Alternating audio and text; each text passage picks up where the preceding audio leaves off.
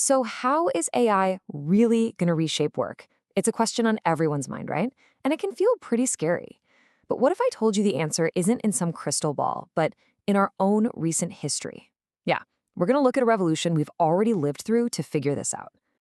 Okay, here's how we're going to break it down. First, we're diving into a really cool story from the world of banking to uncover a kind of hidden pattern. Then we'll take that pattern and see what the actual data says about AI in our jobs. And finally, we'll get to the one question, the one that really matters for all of us. All right, so let's jump in a time machine. I want you to picture the scene. Computers are just starting to show up on desks in banks.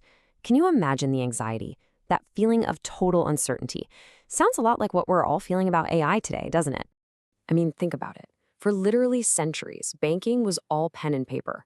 Physical ledgers, meticulous handwritten calculations. And then bam, this screen shows up. Just imagine that feeling. You've spent your whole career mastering a skill, and suddenly it feels like it could be worthless overnight.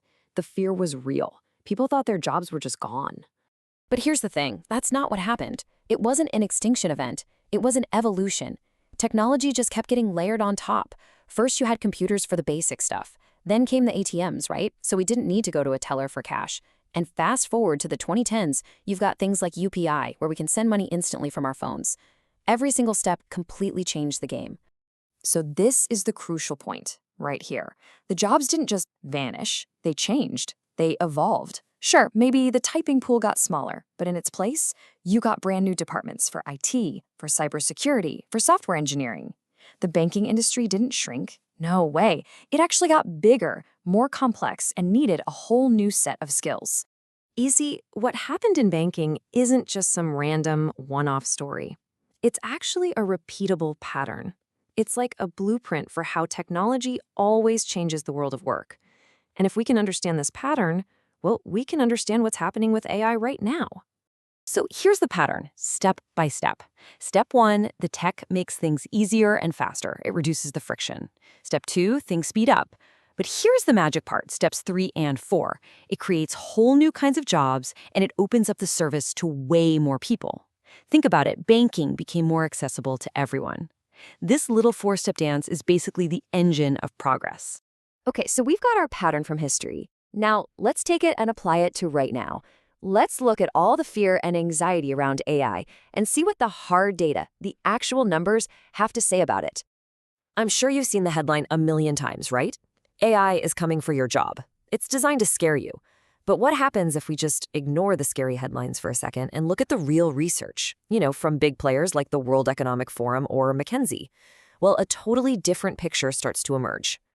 What's so interesting is the words they use. The World Economic Forum, they talk about jobs being displaced, sure, but they also talk about new jobs being created. McKinsey, they're talking about trillions of dollars in economic growth, and the IMF says jobs will be affected. Notice that? Affected, not eliminated. So the real story here isn't about destruction, it's about transformation. This chart from the WEF really nails it. Okay, look at that number. 83 million jobs displaced. That is a huge number, and we can't ignore it. It's real. But look right next to it. 69 million brand new jobs being created. So you see, it's not a story about jobs disappearing forever. It's a story about a massive global reshuffle. Okay, if you remember one thing, let it be this. The key word is partially. McKinsey found that AI could automate a huge chunk of our daily tasks, like 60 to 70%.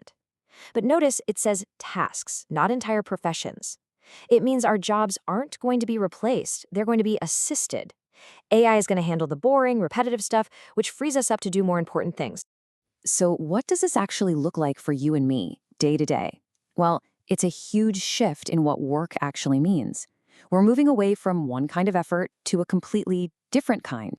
And there's actually a cool name for this new skill. It's called cognitive leverage. It sounds fancy, but it's simple. It just means using AI as a tool to amplify our own brain power. Let the AI do the heavy lifting, the data analysis, the number crunching, writing that first rough draft. That frees up us, our human brains, to focus on what we're actually good at: strategy, big picture thinking, and making the final decision. This slide says it all. We're moving from doing the manual routine tasks, the actual execution, and we're moving to supervising and strategic thinking. It's like we're going from being the engine in the car to being the person in the driver's seat, telling it where to go. And we have to remember, at the end of the day, AI is just a tool. A really, really smart tool, but still a tool.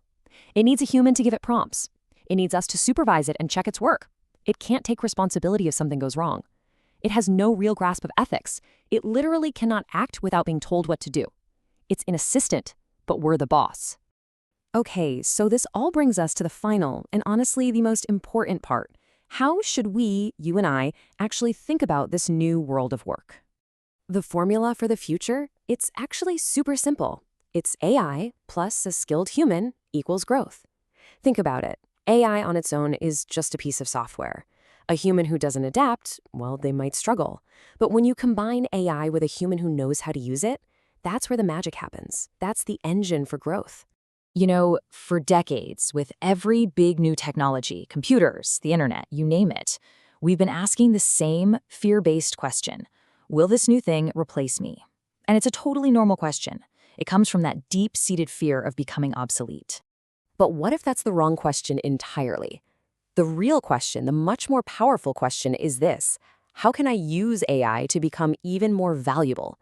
See the difference? It's a total mindset shift. It's not about what AI is going to do to you. It's about what you are going to do with AI. Asking that question, that changes everything. Because when you look back at history, the biggest lesson is always the same. In every single technological revolution, the real winners weren't the people who had the fastest machines. Nope. They were the people who were the fastest learners. Your ability to adapt, that's the most valuable skill you have. And that really wraps up our journey through the future of work, guided by the lessons of the past. And pretty fittingly, this entire explainer was actually put together in NotebookLM, using a prompt from Devendra Dave. So I'll leave you with that one question. How are you going to use these new tools to become more valuable? Thanks so much for watching.